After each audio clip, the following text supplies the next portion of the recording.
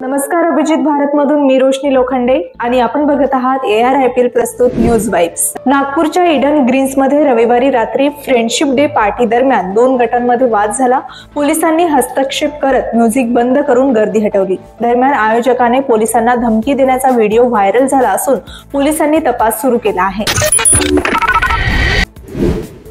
पुण्यातील खेड तालुक्यात सैराट सारखी धक्कादायक घटना घडली आहे। आंतरजातीय प्रेमविवाह केल्याचा राग मनात धरून तरुणीच्या आई आणि भावाने तिच्या पतीला भर चौकात बेदम मारहाण केली आणि नंतर तरुणीचे अपहरण केले। खेड पोलीस ठाण्यात दोघांविरुद्ध गुन्हा दाखल असून पुढील तपास सुरू आहे। बलात्कार आणि हत्या प्रकरणात दोषी ठरलेल्या गुरमीत राम रहीमला रोहतकच्या सुनारिया जेलमधून पुन्हा 40 दिवसांच्या परोलवर सोडण्यात आले आहे।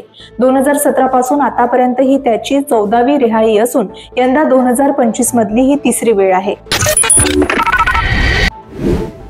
रशियाकडून सुरू असलेल्या तेल खरेदीमुळे अमेरिका भारतावर पुन्हा एकदा संतापला आहे। अमेरिकेचे राष्ट्राध्यक्ष डोनाल्ड ट्रम्प यांनी पुन्हा एकदा भारतावर अतिरिक्त टॅरिफ लावण्याची धमकी दिली आहे।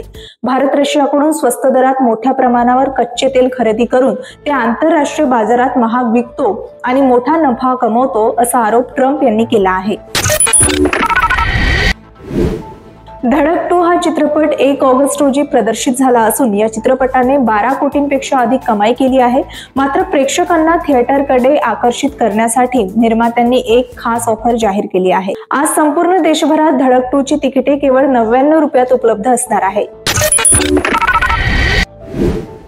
भारत आणि इंग्लंड यांच्यातील 5 कसोटी सामन्यांच्या मालिकेतील अखेरच्या सामन्यात भारताने विजय मिळवला आहे।